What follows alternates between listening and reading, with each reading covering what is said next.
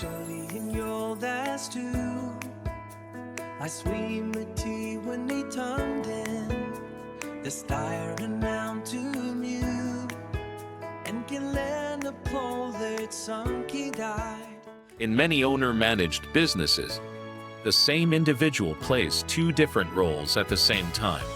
They are both an employee who works in the business and a shareholder who owns the business. This distinction is extremely important because the tax treatment of a benefit depends on the capacity in which that benefit was received. The Canada Revenue Agency asks one simple but very important question: why was this benefit provided? If the benefit was provided because the individual performs work for the company, it may be treated as an employee benefit. However, if the benefit exists because the individual owns the company, it may instead be treated as a shareholder benefit, which can have very different tax consequences. For example, an employee earns compensation for performing duties and may receive benefits as part of their employment. A shareholder, on the other hand, receives benefits because of ownership and control of the corporation. This is why simply identifying who received the benefit is not enough. The real question is why they received it. Whenever you analyze a benefit, think of the owner-manager as wearing two different hats, one as an employee and the other as a shareholder. Determining which hat they were wearing at the time the benefit was received is the first and most important step in applying the shareholder benefit rules correctly. The Canada Revenue Agency uses one primary test to determine whether a benefit is an employee benefit or a shareholder benefit. The question is simple: was this benefit available to all employees? Or was it provided only because the person owns the company? If a benefit is part of a formal employee program and is generally available to employees, it is more likely to be treated as an employee benefit. Examples include health insurance, dental coverage, tuition assistance, employee training programs, retirement savings plans, and scholarship programs that are offered consistently to employees. On the other hand, if a benefit is provided only to the owner or the owner's family, the CRA may conclude that the benefit exists because of share ownership rather than employment.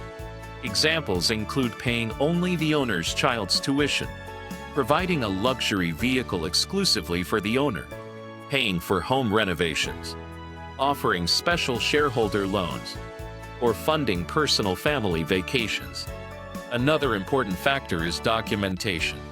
A corporation should have written policies, formal benefit plans, and proper records showing that employee benefits are available on a consistent basis. Good documentation helps demonstrate that a benefit was provided as compensation for employment rather than as a reward for ownership. As a practical rule, always ask yourself, could any employee receive this benefit under the company's policy? If the answer is yes, it is more likely to be an employee benefit. If the answer is no, and the benefit exists only because the person owns the corporation, the CRA will likely treat it as a shareholder benefit. One of the biggest challenges in shareholder benefit taxation arises when a corporation has only one employee, the owner-manager. In these businesses, the same person is both the employee and the shareholder. Because there are no other employees for comparison, the Canada Revenue Agency often assumes that many benefits are received because of ownership rather than employment. Simply saying, "I would have offered this benefit to employees if I had any," is usually not enough to convince the CRA. Instead, evidence becomes extremely important to support the position that a benefit was received as an employee.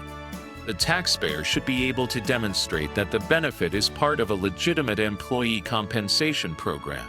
This may include having written benefit policies, following normal industry practices, maintaining proper documentation, and showing that similar benefits are commonly offered by comparable employers. The stronger the documentation, the stronger the argument that the benefit was provided because of employment and not because of share ownership. If a disagreement arises, the issue may eventually be decided using the Income Tax Act, CRA technical interpretations, and court decisions. Together, these sources form what tax professionals refer to as tax jurisprudence, which helps interpret how shareholder benefit rules should be applied in different situations. As a tax preparer, always remember that a shareholder can wear two hats at the same time. Your job is to determine which hat they were wearing when the benefit was received. If the benefit exists because of employment, it may qualify as an employee benefit. But if it exists because of ownership, the shareholder benefit rules are likely to apply.